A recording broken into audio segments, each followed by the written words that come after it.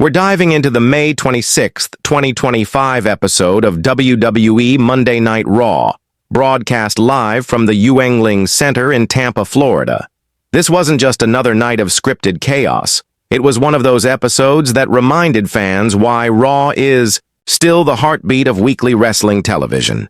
We had storyline progression, title implications, and some serious tension building heading into Clash at the Castle.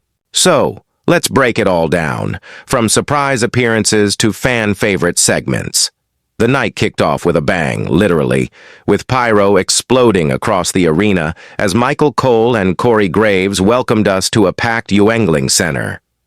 Right off the bat, the energy in the crowd was electric, and WWE capitalized on it with a hot opener. Seth Rollins made his entrance in one of his signature flamboyant outfits, and the crowd erupted.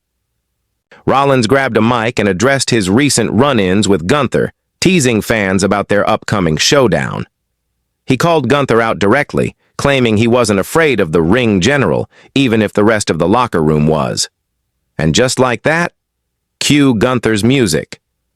The Intercontinental Champion walked to the ring, flanked by Imperium, cold and calculating as ever. What followed was a verbal standoff that felt like a masterclass in character work.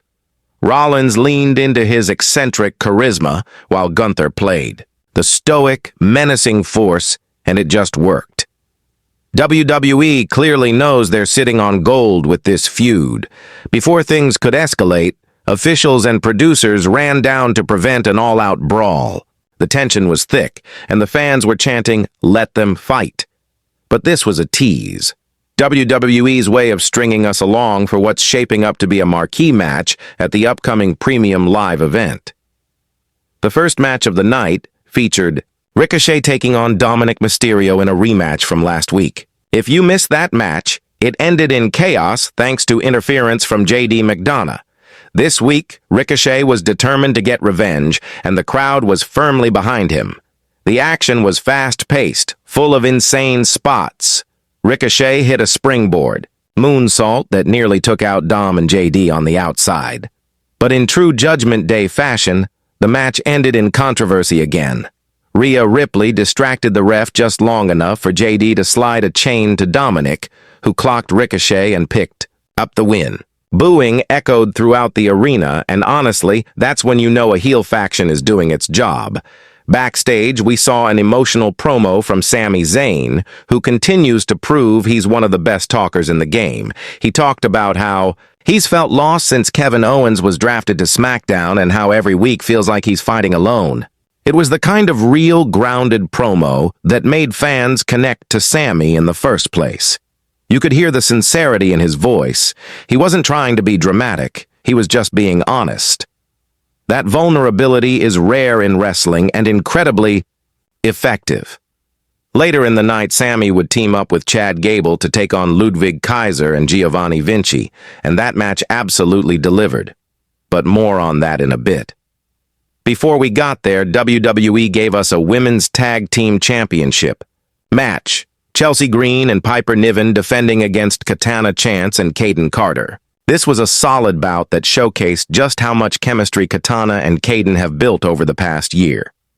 Their tandem offense is crisp and creative, and they nearly pulled off the upset. But ultimately, Piper's power was too much.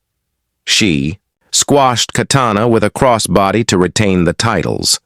Post-match, there was a tense moment between Green and Niven, hinting at a possible future split. It's subtle storytelling, but you can feel the simmering tension. Chelsea's ego versus Piper's brute force. This could be fun to watch unfold in the coming weeks. Then came the return we didn't expect. Tommaso Ciampa made his first appearance on Raw in nearly 2 months.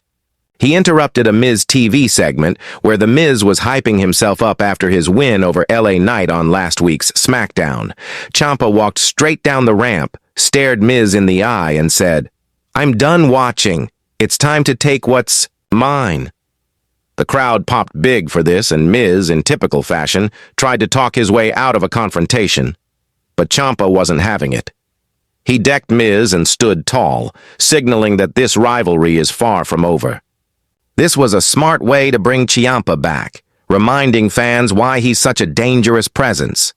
The aforementioned tag match with Sami Zayn and Chad Gable came next, and it was a highlight of the night. These four men went to war in the ring, and the chemistry between Sami and Gable was unexpectedly fantastic. Gable's technical wizardry combined with Sami's resilience made for a compelling underdog team. Vinci and Kaiser were brutal as always, especially Vinci, who hit a tilt-a-whirl backbreaker on Gable that looked vicious. In the end, Sami scored the pinfall on Kaiser after a hell of a kick, and the crowd erupted. After the match, Gable and Sami shook hands, and for a moment, it felt like something new was forming. Perhaps a tag run for these two underdogs? We then got a short backstage segment featuring Drew McIntyre being interviewed about his plans for Clash at the Castle. He teased a challenge to Damian Priest for the World Heavyweight title, saying, "I didn't come back to play second fiddle." Priest, watching from the Judgment Day locker room, smirked and told the camera, "Be careful what you wish for." It was a subtle build, but it feels like WWE is planting seeds for a major title match in Scotland. A true hometown hero moment for Drew, if it happens. Later in the night, we had a triple threat match to determine the #1 contender for the United States Championship, Bronson Reed versus Ivar versus Shinsuke Nakamura. This was a fun, chaotic bout with hard-hitting sequences. Reed and Ivar clashed like two runaway trucks, while Nakamura used his speed and striking to stay out of danger. In the end, Nakamura stole the win by kneeing Ivar into oblivion and pinning him. Reed looked furious afterward, and it wouldn't be surprising to see him inserted into the title picture anyway. WWE loves triple threats, and this one felt like it could have gone in any direction. One of the biggest surprises of the night came when Becky Lynch appeared for a promo that wasn't announced in advance. She spoke about her rivalry with Liv Morgan and how Morgan's new, unhinged persona is starting to concern her. Becky said, "I've fought champions, legends, monsters, but I've never fought someone who doesn't care if they win or lose." That line struck a chord. Liv Morgan interrupted the segment via video message, laughing maniacally in a dark room. She didn't say much, just whispered Becky's name over and over. It was creepy, unsettling, and perfect for Liv's current character.